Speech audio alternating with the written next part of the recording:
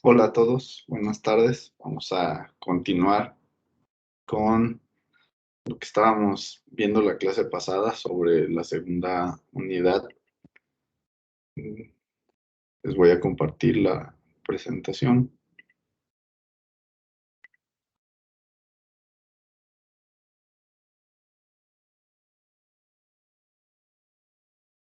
Bien, entonces, la clase pasada estuvimos hablando sobre algunos conceptos anatómicos y su relación con elementos mecánicos, en específico con lo que es la definición de articulación, eslabón y a partir de ellos lo que es una cadena cinemática abierta o cerrada y en específico lo que es una cadena cinemática viva. ¿Okay? De ahí definimos lo que eran los planos corporales, los ejes corporales y cuáles eran los movimientos que podíamos realizar con cada una de las articulaciones del cuerpo humano. Vamos a seguir ahora yendo a movimientos específicos de algunas articulaciones. Por ejemplo, en estas tres imágenes que tenemos en la diapositiva, estamos viendo lo que serían la flexión, la extensión y la hiperflexión del hombro. ¿Okay? En la imagen que está eh, al principio, que es la que tiene la letra A o está etiquetada con la letra A, se refiere a la extensión del hombro, considerando que, recuerden que partimos de la posición anatómica y desde la posición anatómica nosotros vamos a medir los ángulos, ¿no? Decíamos que si ustedes parten de esa posición, inicialmente, pues tendrían este ángulo entre las partes que quedan fijas y las que se mueven, ¿no? En este caso que serían 180 grados. Y decíamos que desde esta posición anatómica, si el ángulo al que se encuentra ya la extremidad relacionada con la articulación que estamos analizando el movimiento, si ese ángulo crece, decíamos que le vamos a llamar extensión. ¿Okay? O también habíamos definido a partir de si se acercan o se alejan las superficies ventrales, ¿no? Entonces, considerando que en la posición anatómica las palmas están hacia el frente, entonces sucedería lo mismo. El ángulo se crecería cuando estamos hablando de una extensión y sería más pequeño como en el caso de una extensión. ¿Okay? Como en este caso que no tenemos un ángulo menor a 180 o también si nos vamos a lo que sería la hiperflexión, pues también el ángulo es menor a los 180 que estamos considerando inicialmente. ¿Okay? ¿Alguna duda con respecto a los movimientos de flexión y extensión del hombro?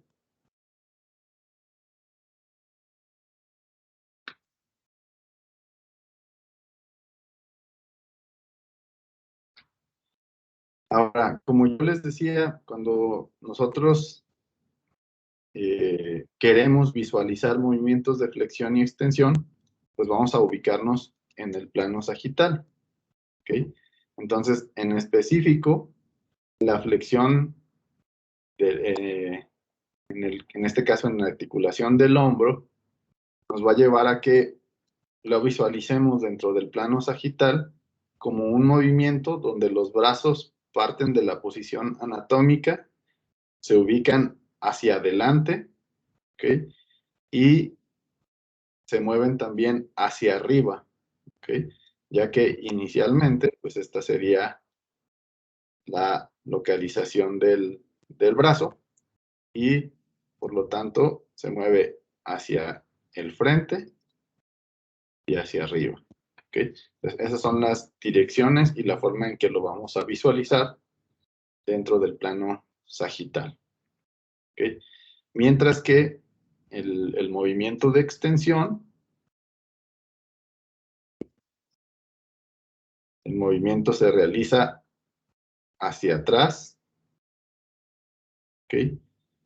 Y en dirección, digámoslo así, hacia abajo y hacia atrás, es como se realiza la extensión en el hombro, ¿ok?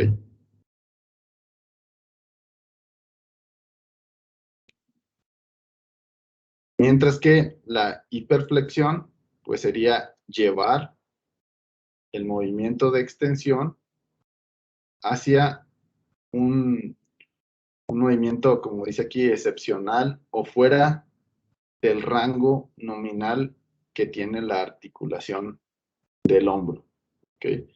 Entonces, ahí sí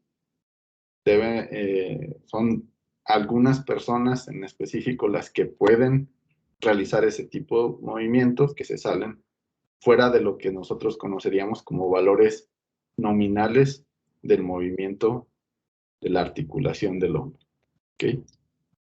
¿Alguna duda?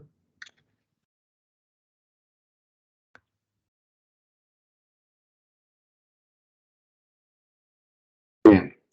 En el caso de las otras articulaciones, perdón, que tenemos en el brazo, que sería el codo y la muñeca, pues entonces nosotros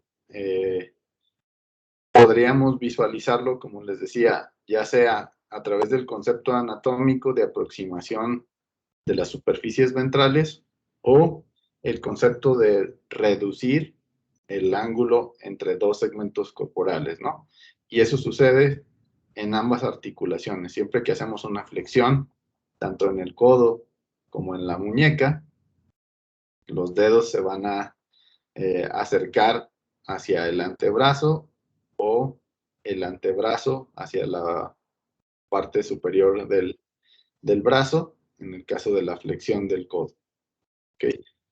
O lo mismo sucedería si nos vamos ahora a la columna vertebral, donde una flexión corresponde a que ustedes a la altura de la cadera, la parte superior del cuerpo se agache o vaya hacia abajo, o se haga hacia atrás en el caso de una extensión. ¿Okay? Y estos movimientos corresponderían a la columna vertebral, ¿no? Entonces, en esos tres casos, en el del codo, la muñeca y los movimientos de la columna vertebral, son intercambiables ambos conceptos, ¿no? El de la aproximación de superficies ventrales y la reducción del ángulo entre dos segmentos.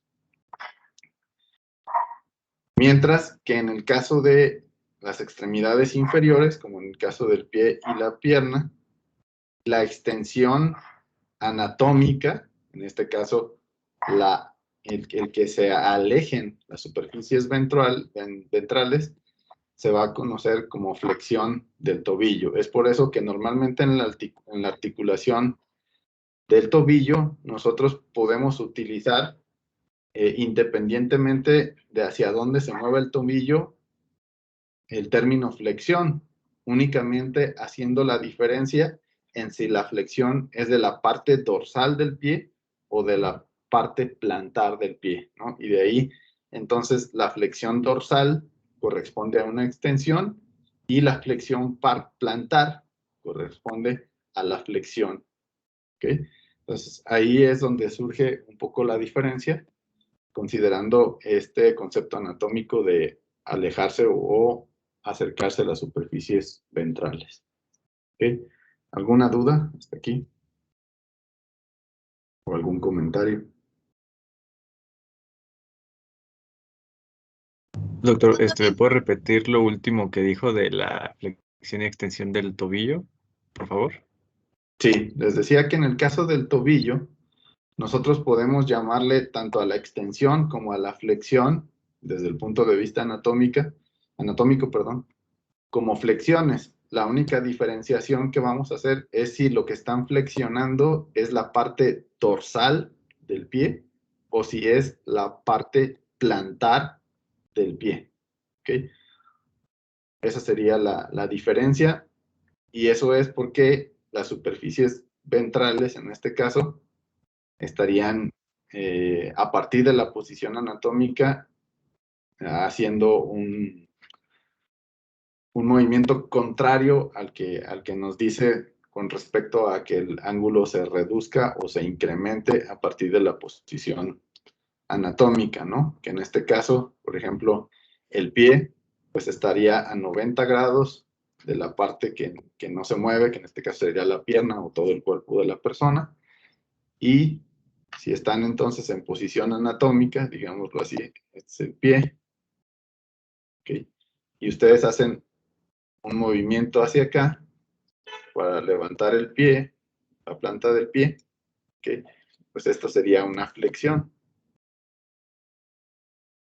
porque el ángulo se está disminuyendo, y si lo hacen en sentido contrario, como para pararse de puntitas, entonces el ángulo entre estos dos está creciendo, y por lo tanto hacia este lado sería una extensión. Eso es desde el punto de vista de la posición anatómica, de si el ángulo crece o no. Pero en el caso de las superficies ventrales, ¿okay? Pues en este caso la planta del pie se estaría acercando a la superficie ventral de la pierna, ¿okay? Por lo tanto, ahí los conceptos no son igual de intercambiables que en el caso de las extremidades superiores, ¿okay? Entonces, por esa razón, para diferenciar de una manera más simple, pues pueden usar los términos flexión dorsal o flexión plantar. ¿De acuerdo? Gracias. De nada.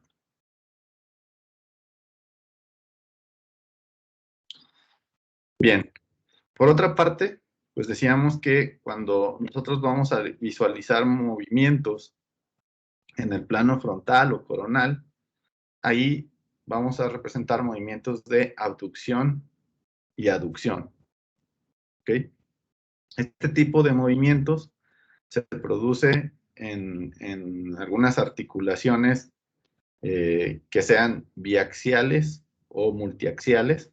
En el caso de las biaxiales, pues son las metacarpofalángicas y las metatarsofalángicas, donde en el caso, por ejemplo, del dedo, por ejemplo, pulgar, nosotros podemos visualizar la abducción y aducción del dedo conforme a este dedo, en el caso del pulgar, se aleja o se acerca al resto de los dedos, ¿ok?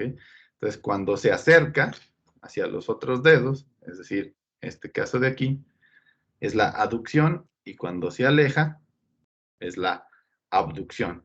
Y lo mismo sucede, por ejemplo, en el caso del hombro, cuando el brazo se aleja del cuerpo, cuando están en posición anatómica, es lo que le vamos a llamar abducción, y cuando se acerca o se va hacia, si quisiera cruzar el cuerpo o pasar por encima del cuerpo, le vamos a llamar aducción, ¿ok?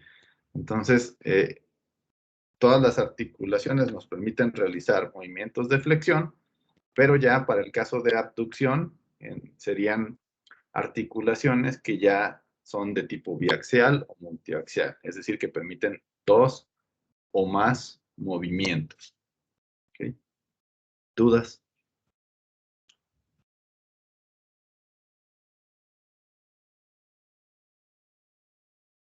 Eso mismo que sucede en extremidades superiores, lo mismo se va a cumplir en extremidades inferiores. En el caso del movimiento de abducción, también lo podemos hacer con el dedo pulgar, tanto en manos como en pies, ¿no? De que se acerque o se aleje al resto de los dedos de la mano o del pie.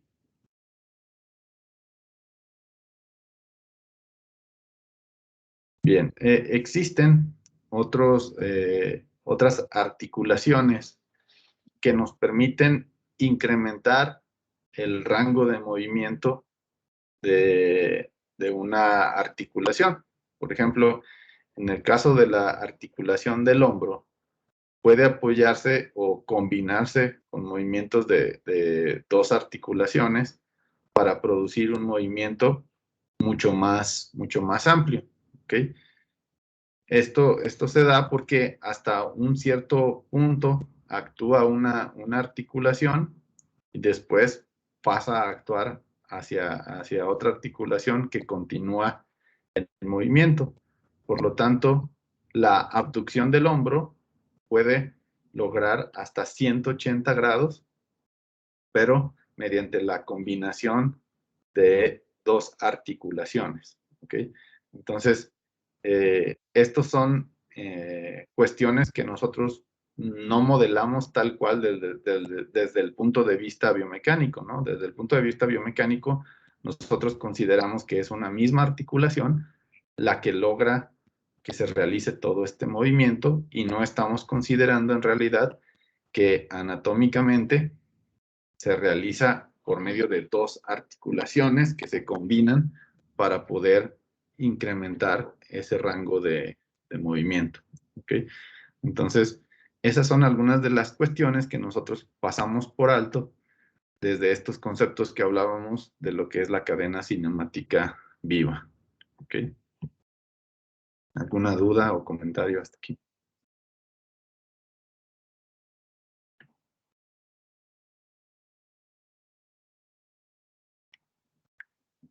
En el caso de las extremidades inferiores, pues obviamente los movimientos de abducción, aducción,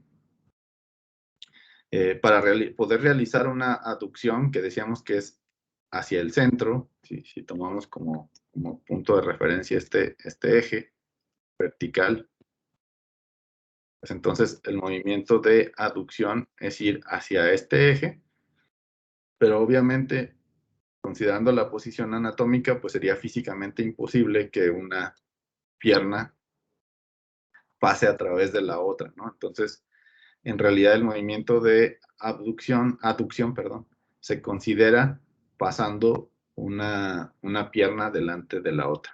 ¿Okay? Y todo esto tomando como referencia esa línea media del cuerpo, que sería para nosotros el eje vertical. Ahora, estos movimientos de abducción y flexión, de aducción, aducción y flexión y extensión, están definidos, como decíamos, en un cierto plano corporal, ¿okay? Pero puede haber movimientos en los cuales nosotros intercambiemos estos conceptos al hacer una combinación de ellos. Por ejemplo, existe también el término flexión y extensión horizontal, que sería realizar los movimientos de flexión y extensión, pero cuando estamos ya a la altura del hombro, ¿ok? Y para poder hacer eso, entonces primero necesitamos ir de la posición anatómica, realizar una abducción hasta que quede como a 90 grados del cuerpo, es decir, cuando su extremidad está en este punto, donde ya tienen aquí un ángulo de 90 grados, y una vez que están ahí, entonces realizan el movimiento de flexión y extensión en el hombro, pero dado a que se da en este plano, que estaría, digamos, a esta altura, un plano horizontal que estaría en esta altura del hombro, es por eso que se le agrega el término horizontal. ¿Okay? Pero en realidad esa es una combinación ya de movimientos, porque por facilidad, pues nosotros vamos a describir nuestros movimientos desde la posición anatómica, y desde ese punto de vista, pues únicamente sería posible realizar movimientos de flexión y extensión en el plano sagital y de abducción, aducción en el plano frontal o coronal. ¿Okay? Todos estos ya finalmente son combinaciones de ellos, y que a veces por facilidad pues le vamos denominando de otra manera, ¿no? Pero estos, digamos que serían los movimientos primarios, y después de ahí se pueden derivar, ¿no? Igual como lo hacemos, por ejemplo, con unidades para medir algo, alguna variable. ¿Alguna duda en esto?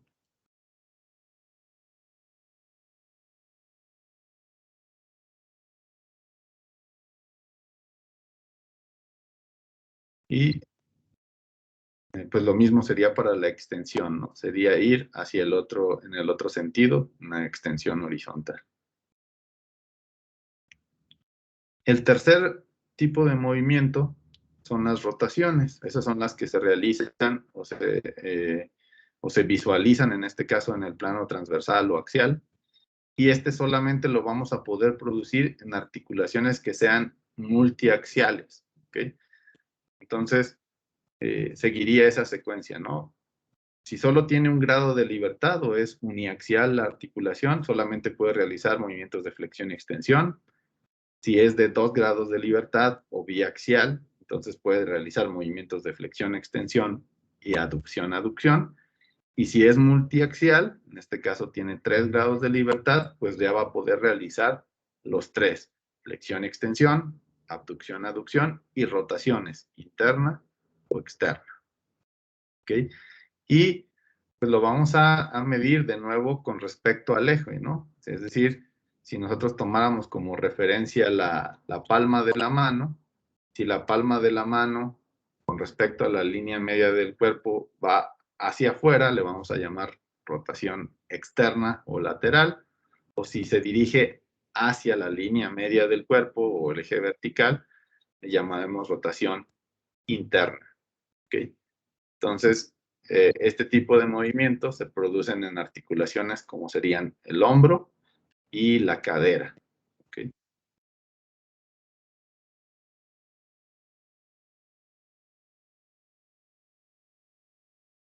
O también existe de nuevo una rotación que podríamos hacer a la altura del hombro, igual sería ya un movimiento combinado, en donde tienen un movimiento de flexión del codo, elevar el hombro con abducción hacia el, a la altura del hombro, y de ahí realizar movimientos de rotación sobre el codo, ¿no? Entonces, este también es un movimiento que se produce más bien por combinaciones y que no tendría que ver tampoco con la definición desde el punto de vista de los planos corporales o de la posición anatómica, ¿ok? ¿Dudas?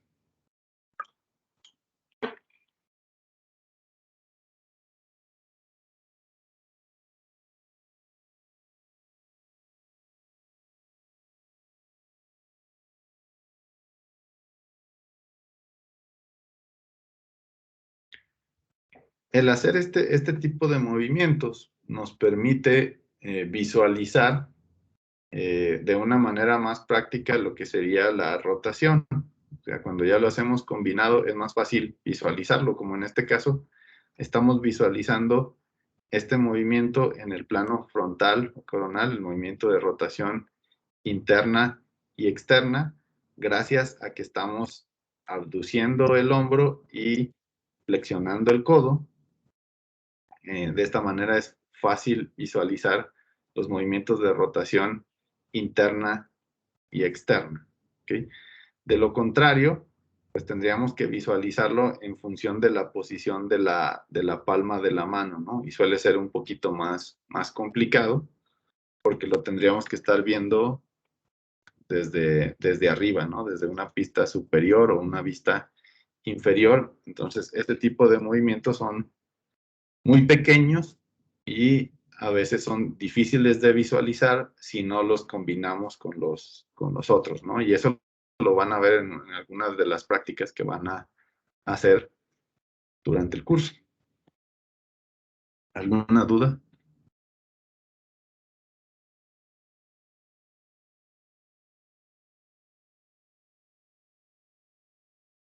Okay. Y lo mismo que ocurre en el caso del hombro, pues les decía que lo pueden visualizar en la cadera, ¿ok? Pero de nuevo, pues para visualizarlo fácilmente, lo podrían hacer visualizándolo en el pie, si el pie está apuntando, digamos, hacia el eje medio del cuerpo o el eje vertical, o si está hacia afuera, pero también es más fácil visualizar esta rotación interna o externa si hacemos una flexión en la rodilla, de la misma manera que se hacía en el caso anterior con el codo. Y finalmente hay algunos otros movimientos que combinan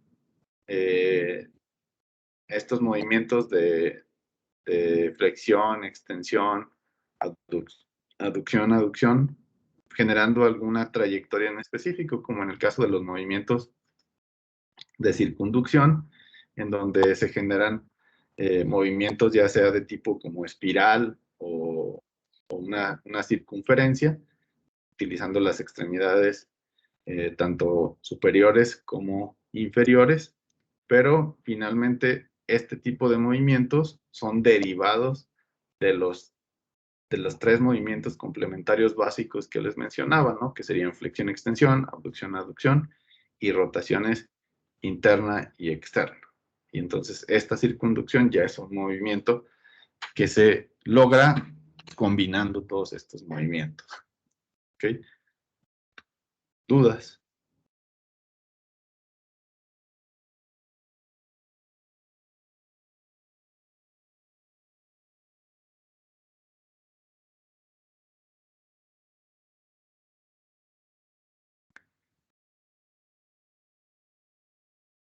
Bueno, les decía yo que en el caso del hombro, nosotros podemos lograr que el movimiento de abducción sea de 180 grados. Y para esto hay que hacer una combinación de movimientos que nos llevan a que actúen 2 articulaciones. Pues justamente a este movimiento se le conoce como la paradoja de Codman. Y el movimiento se realiza de la siguiente forma.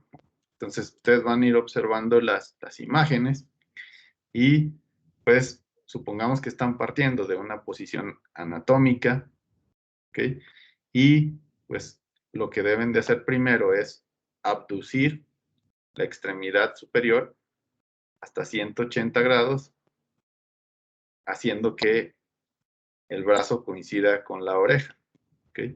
Y para poder hacer esto, pues primero tenemos que hacer esta secuencia, ¿no?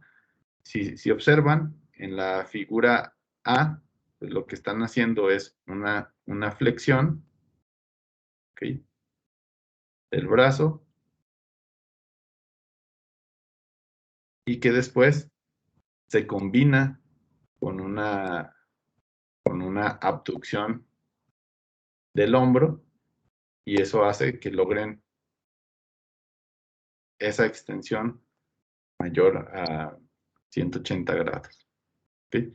Entonces, para lograrlo, hacemos la combinación de esos movimientos y, como les decía, actúan 2 articulaciones diferentes para poder lograr ese movimiento.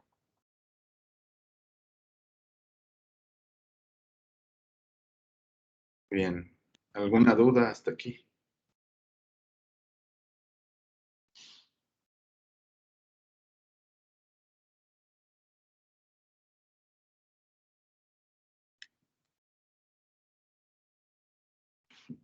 Bien, todos estos que hemos hablado tenían que ver principalmente con movimientos de las extremidades, tanto superiores como inferiores. Y hay algunos movimientos en los que suele haber confusión con movimientos que corresponden realmente al esqueleto axial, como el caso de la columna vertebral. Y esto es porque, por ejemplo, a veces cuando yo les digo hacer una flexión de la cadera, puede ser que lo confundan con una flexión de la columna vertebral, ¿ok? Una flexión de la cadera, en realidad lo que van a hacer es mover la extremidad inferior, ¿ok? Entonces, hay que hacer esa diferenciación, digamos, en donde una flexión, por el caso de la cadera, corresponde a realizar el movimiento de la extremidad inferior, ¿ok? Haciendo que el ángulo entre la parte superior del cuerpo y la parte inferior sea menor a 180 grados, ¿ok? Y cuando yo me refiero a una flexión que tiene su origen en la columna vertebral, la parte móvil ahora sería la parte superior del cuerpo y la parte fija sería la parte inferior, ¿no? Entonces, esta es una flexión, perdón, de la cadera y esto sería una flexión, pero de la columna vertebral, ¿ok?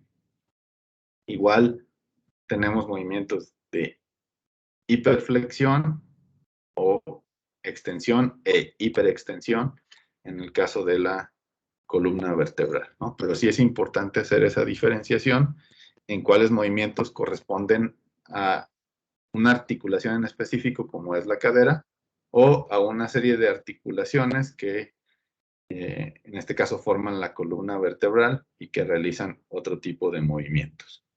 ¿Okay? ¿Dudas?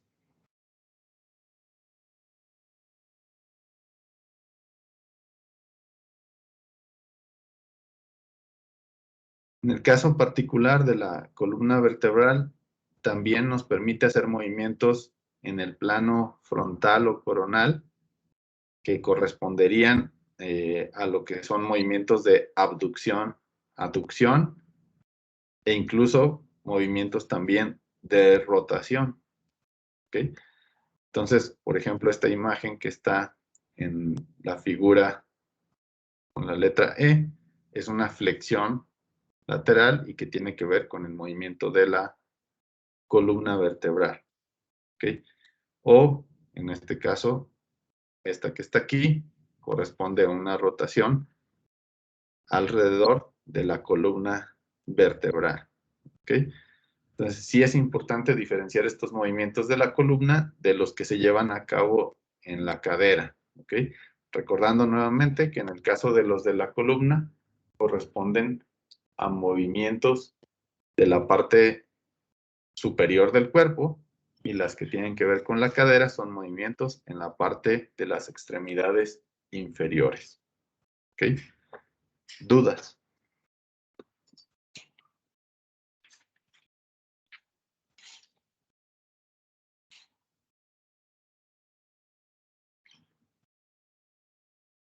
Bien, de manera adicional, pues los movimientos de la cabeza también son producidos por vértebras, ¿no? En este caso, las vértebras cervicales y los movimientos que podemos realizar también son esos tres, ¿no? Que serían las flexiones, flexión-extensión, la inclinación lateral, ¿ok?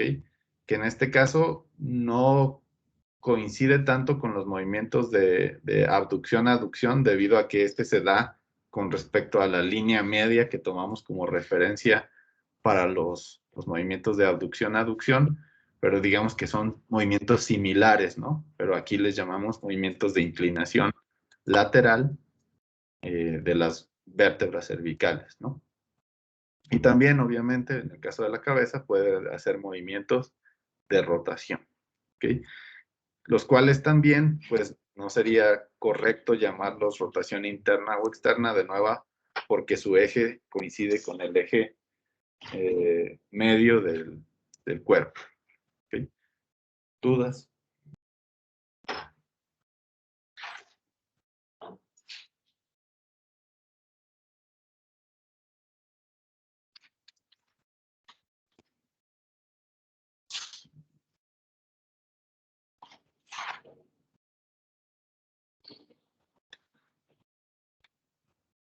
Ahora, uno de los grados de libertad del brazo tiene que ver con una articulación que está en el antebrazo, ¿ok? Que muchas veces pudiéramos confundir con un movimiento de la muñeca, pero en realidad se lleva a cabo en el antebrazo, ¿ok? Y entonces, este tiene que ver con su dirección de movimiento. Normalmente la vamos a definir en función de los dos huesos que conectan, en este caso, el codo con la muñeca, que son el radio y el cúbito, que son los que les había yo mencionado como lo que era la desviación radial o ulnar que tiene que ver con la parte cubital. O también le podemos llamar pronación y supinación, ¿ok? Pero para poder visualizar este movimiento de pronación y supinación, normalmente lo que hacemos es hacer una flexión de 90 grados del codo, y una vez que está en esta posición, como se ve en la figura, pues entonces ahora sí hacemos ese movimiento de rotación que se produce en el antebrazo, y se llevan a cabo estos dos movimientos de pronación, que sería hacia la línea media del cuerpo, y supinación, que sería externamente o de manera lateral, de la misma manera que definimos los movimientos de rotación. ¿Ok? O los de aducción, perdón. No sé si hay alguna duda en este movimiento.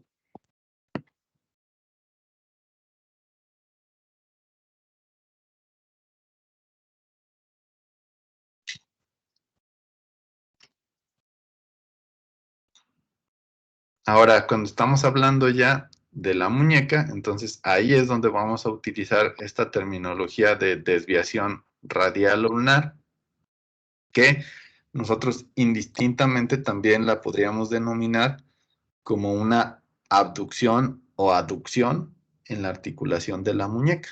¿Okay?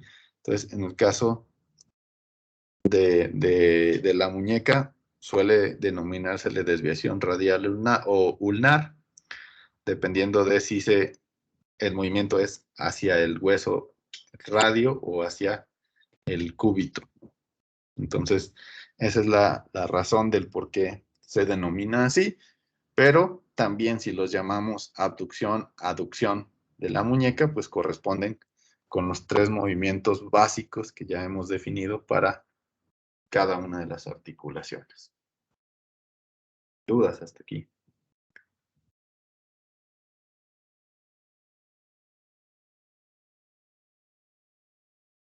Bueno, de la misma manera que hemos venido haciendo analogías, decíamos, en el caso del hombro y la cadera, tienen movimientos muy parecidos, el codo y la rodilla tienen movimientos muy parecidos, también la muñeca y el tobillo tienen movimientos parecidos, pero anatómicamente las articulaciones son muy diferentes, ¿ok? Y en este caso particular de el tobillo, pues no se usan esos mismos términos que usábamos de lo de desviación. Obviamente los huesos cambiarían acá, o los movimientos de pronación y supinación que mencionábamos anteriormente. Acá en realidad se hacen una serie de combinaciones de los diferentes componentes que tienen las articulaciones en el tobillo, y nos van a ayudar estas articulaciones a producir movimientos que se denominan como inversión y eversión. ¿Okay? Entonces, en esta serie de imágenes tenemos primero lo que sería la posición inicial, en posición anatómica, y después, cuando giramos el tobillo, haciendo un movimiento dirigiéndonos hacia la línea media del cuerpo, y levantamos el pie, formando estos ángulos que se observan en la figura, aquí que están marcados con el 45 grados y luego los 35 grados, a este movimiento que se está produciendo y que a lo mejor se asemejaría a lo que le llamamos la desviación en el caso de la muñeca. Aquí se le va a llamar inversión, ¿ok? Y en realidad se está haciendo una combinación, porque lo que tenemos para hacer una inversión activa es hacer un movimiento de supinación, una aducción y una flexión plantar. Y el movimiento contrario, que sería de manera lateral o alejándose de la línea media del cuerpo, los movimientos que se combinan es una pronación, una abducción y una flexión dorsal. Y a esta le llamamos eversión activa. ¿Ok? Entonces, estos dos términos se llevarían a cabo con la combinación de estos, debido a que no es posible realizar de manera independiente los movimientos aquí descritos, ¿no? Como hacer una supinación o una abducción. Esto no se puede realizar de manera independiente, ¿ok? Y tiene que haber a fuerzas esta combinación para poder realizar este tipo de movimientos. ¿Dudas?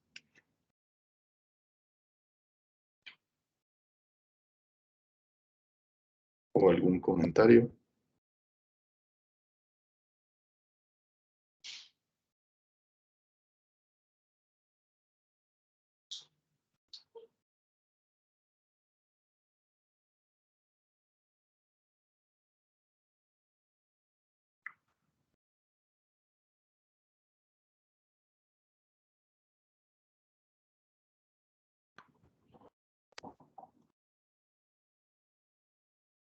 Ok.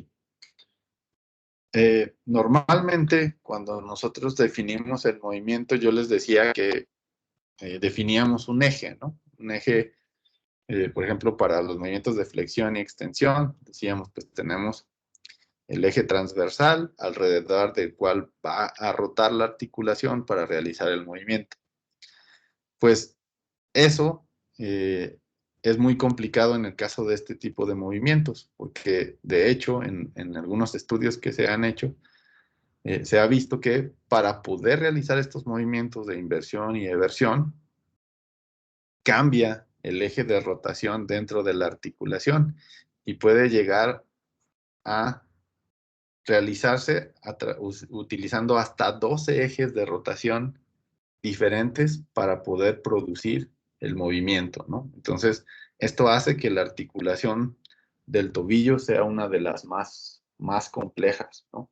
Y que muchas veces, si ustedes observan sistemas robóticos, es una de las más complicadas de poder reproducir desde el punto de vista biomecánico su movimiento, ¿no? En el caso del codo o incluso el hombro llega a complicarse, pero son relativamente fáciles de reproducir. Esto no ocurre lo mismo en el caso del tobillo, debido a que es una articulación muy compleja, en la cual no podemos utilizar tan fácilmente esos digamos, conceptos sencillos de lo que es una articulación basada en las definiciones que hemos estado viendo. Okay.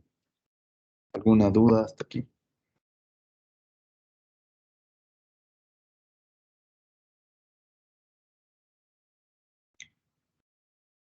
Bien, también, pues yo les decía que en el caso de las extremidades superiores, su rango de movimiento se van a ver incrementados considerando los movimientos de la cintura escapular y en el caso de las extremidades inferiores por medio de la cintura pélvica, ¿no? Y en el caso de la cintura escapular, pues nos va a permitir realizar movimientos de elevación y depresión y de rotación interna y externa y circunducción. ¿Okay? Y este tipo de movimientos se van a visualizar de la siguiente forma. ¿Okay? En el caso de la elevación y depresión, se van a visualizar, en este caso, en la posición de los hombros, ¿no? En la figura A, ustedes tienen la posición, bueno, no está en posición anatómica porque no tienen las palmas hacia el frente, pero digamos está en una posición neutral, ¿okay? Y a partir de esta posición, en el caso de la elevación, pues se refiere a que los hombros cambien su localización de manera ascendente, ¿no? Es decir, con ayuda de la cintura escapular, realizamos un movimiento de tal manera que los hombros vayan hacia arriba, ¿ok? O en el caso de la depresión, hacer que vayan en sentido contrario y vayan hacia abajo, ¿ok? Luego tenemos los movimientos de anteversión y retroversión, que corresponden a movimientos de flexión y extensión, que se producen alrededor del eje vertical y que también los podemos ver viendo en qué posición quedan los hombros. Entonces, en el caso de que vayamos hacia adelante o pongamos los hombros hacia adelante del resto del cuerpo, moviendo las extremidades hacia adelante, sería un movimiento de anteversión, que corresponde a una flexión. Y cuando los hacemos hacia atrás, de tal manera que las extremidades superiores vayan más atrás de la posición del resto del cuerpo, sería una retroversión o extensión. ¿Okay? Estos serían entonces esos movimientos. Y finalmente tendríamos los de rotación. Y todos estos movimientos, pues, nos ayudan. Y también donde influyen son sobre todo en los movimientos de tipo circunducción, ¿no? Donde actúa ahí la clavícula para aumentar el movimiento o la amplitud de los movimientos que se realizan de circunducción, tanto de la cabeza como de la columna vertebral o de las extremidades superiores. En esos tres casos, pues la cintura escapular nos ayuda a que ampliemos ese rango de movimiento. Bien, hasta aquí pues, sería lo de los movimientos. No sé si tengan alguna duda. Ya hablamos de cuáles son los movimientos básicos y cuáles son combinación de estos y analizamos en las diferentes articulaciones, tanto en extremidades superiores, inferiores, columna vertebral. No sé si hay alguna duda.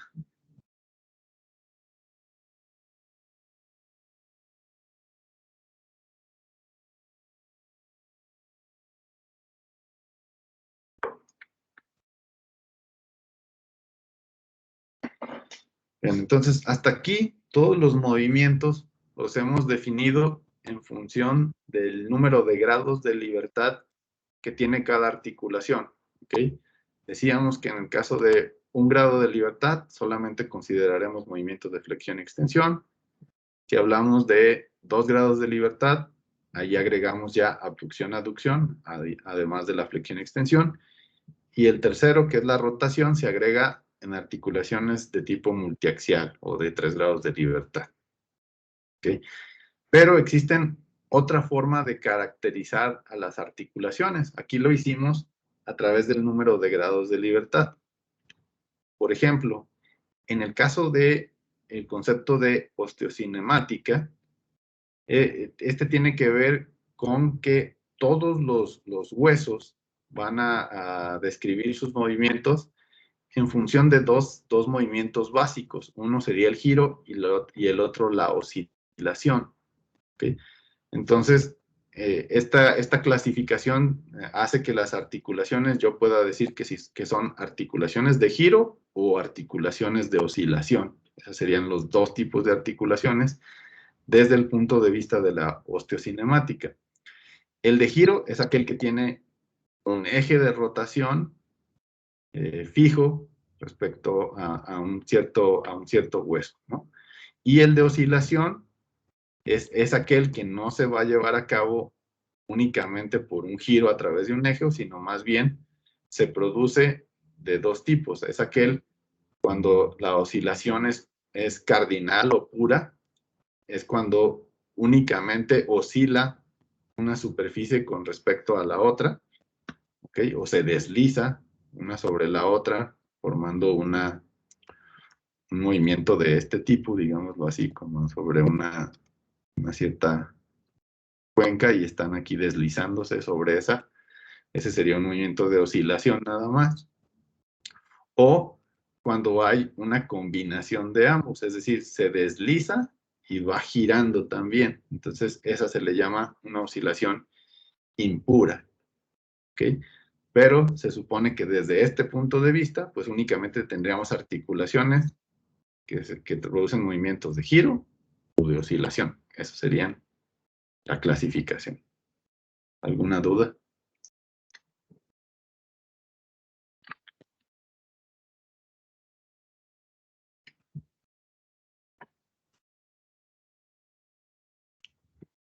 Ahora, también tenemos otra clasificación que tiene que ver con lo que se conoce como artrocinemática, y esta describe el movimiento de las articulaciones en función de la forma que tiene. ¿Okay? La forma de la articulación va a ser de dos tipos, o es un ovoide o es una silla de montar. ¿Okay?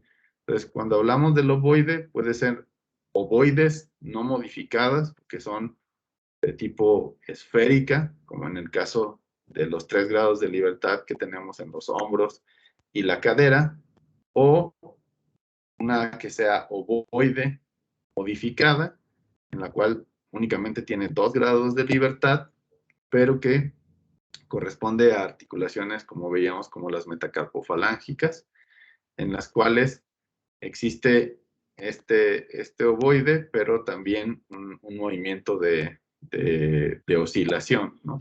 Eso hace que el ovoide aparezca más como extendido, más como un tipo elipsoide. Entonces, eso correspondería a un ovoide modificada. ¿Okay?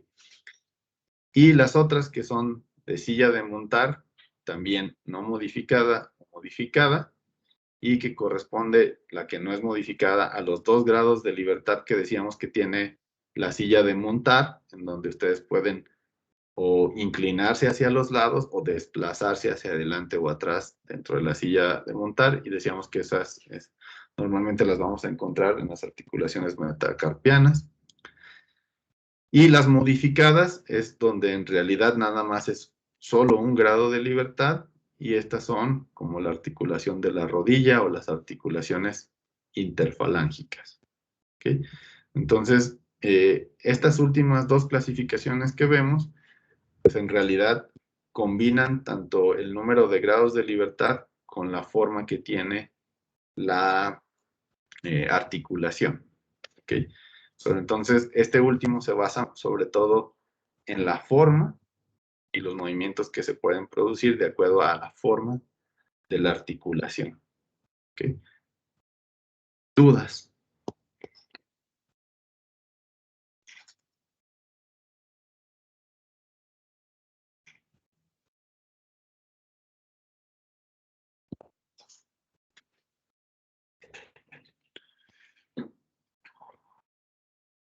Bien, entonces, como pregunta, por ejemplo, una pregunta de examen, si yo les digo, de acuerdo a estas 3 clasificaciones que vimos, ¿cuál de estas 3 ustedes podrían usar considerando para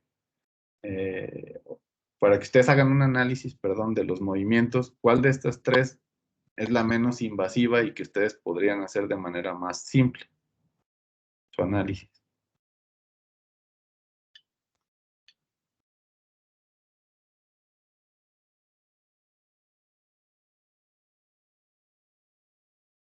¿Quién me puede decir?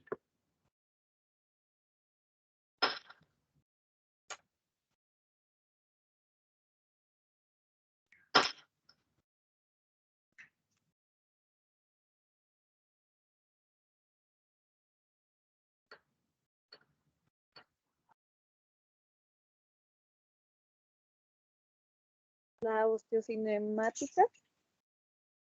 De las 3, o sea, osteocinemática, que sería saber si es de tipo ovoide o, no, perdón, de giro o de oscilación.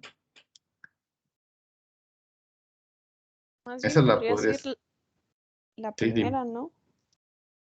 Pues sí, Porque la es primera, menos, porque aquí, menos por invasiva. ejemplo, utilizando a lo mejor un sistema de imagenología, pudieran hacer esta de osteocinemática, ¿no? Pero en el caso de la primera, que se basa nada más en el número de grados de libertad, pues ese simplemente ustedes mismos experimentando pueden ir visualizando los movimientos que se pueden generar, ¿no? Entonces, esa es la menos invasiva. ¿Okay? Esta siguiente pudiera ser, en ese orden, seguiría la osteocinemática, y la más compleja pues tendría que ser esta de ovoide modificada, en donde tenemos que analizar tanto la estructura como los movimientos que se generan, ¿no? Entonces, pues desde ese punto de vista, pues la idea es centrarnos, sobre todo para los objetivos de esta materia, en sobre todo enfocarnos a la primera clasificación, ¿no? Que tiene que ver con el número de grados de libertad y el análisis de los movimientos utilizando los planos corporales y los ejes corporales. ¿Ok?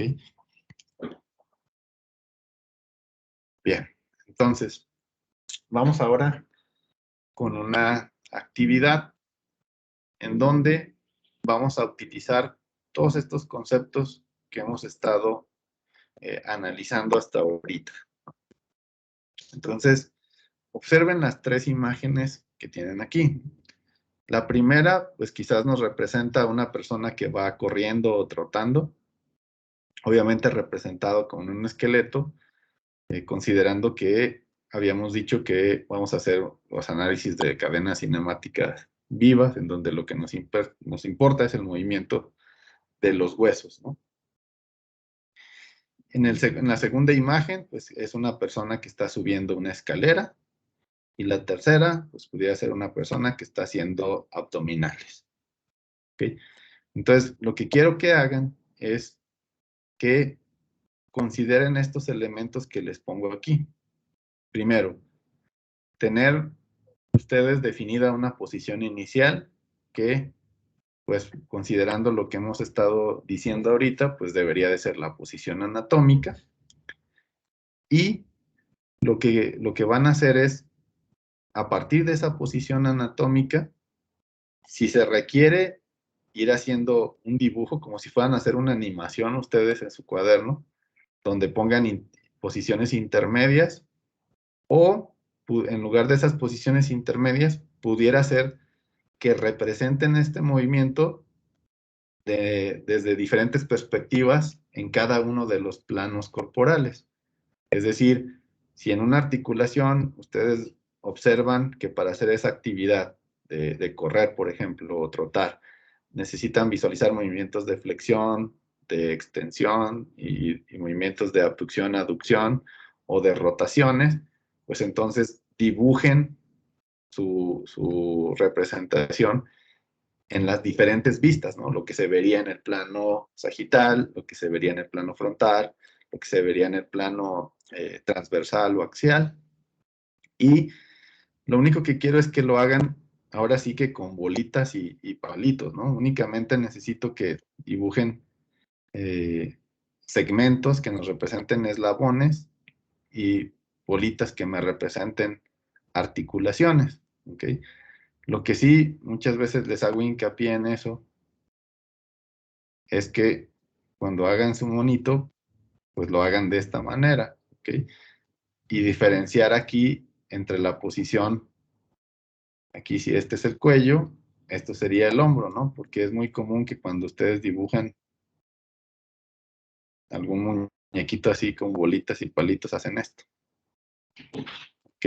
Y esta a lo mejor es la mano, y aquí me ponen que los hombros y el cuello están en el mismo punto, ¿no? Entonces hay que hacer la diferencia aquí, como si estuvieran dibujando un esqueleto, ¿ok?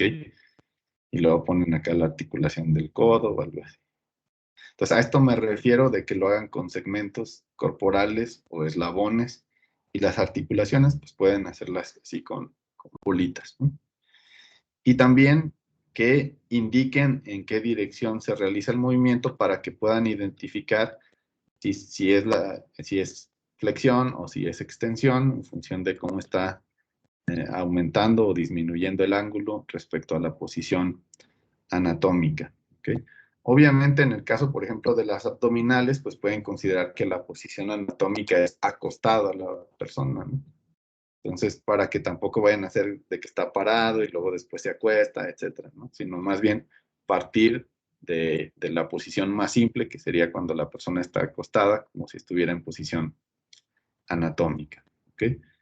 Entonces, la idea sería que se reúnan en los equipos que tenemos aquí para la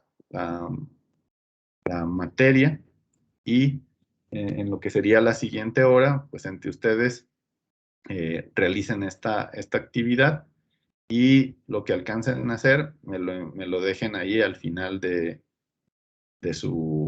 la hora, que sería en este caso a las 6, hasta esa hora como límite. que pongan lo que hayan realizado hasta ahorita, ¿no? No sé si tengan alguna duda.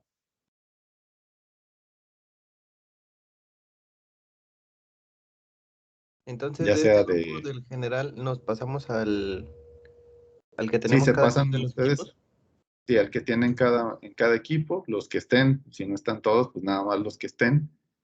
Y me dejan ahí como evidencia, ya sea una foto o algo de lo que ustedes hayan realizado, o si lo hacen con una tableta, lo que ustedes tengan a la mano para hacerlo. Y me dejan uno por equipo, ¿no? El análisis que hizo cada uno de los equipos. Por eso les digo, si tienen alguna duda, que me digan ahorita. Ya nada más sería que ustedes hagan su actividad y sería todo por la clase de hoy. Pues no sé si haya alguna duda antes de... ¿Mande? ¿Intentamos hacerlo en los 3 ejes, el análisis, o en el que más convenga? Depende del movimiento, ¿no? Puede ser que algún movimiento solamente con 2 planos sea suficiente o 2 vistas, pero si pueden hacerla en las 3 vistas, pues es mucho mejor, porque ahí pueden realmente identificar todos los movimientos. Y háganlo también experimentalmente, ¿no? Que ustedes mismos creen la postura, porque a lo mejor en la imagen, aquí como se ve, no es tan clara, pero sí consideren esos 3 movimientos, ¿no? Como si van a trotar, si van a subir una escalera o si van a hacer una abdominal, identificar los movimientos, en este caso de las articulaciones de extremidades superiores e inferiores y de la columna vertebral. No sé si alguien tenga alguna otra pregunta.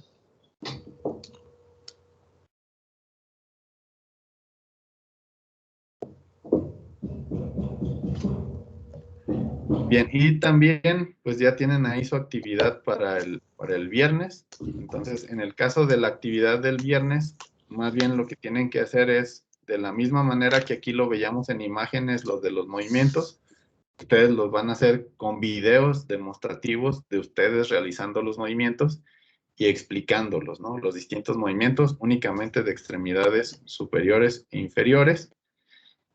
Y eso sería lo de la actividad que van a iniciar el viernes. No se entrega ese mismo viernes, pero sí, por si tienen alguna duda. Entonces, pues por hoy sería todo. Ya nada más ustedes se quedan realizando la actividad y me suben esa evidencia para yo después enviarles retroalimentación de qué hicieron bien, qué hicieron mal, para que vayan practicando esto.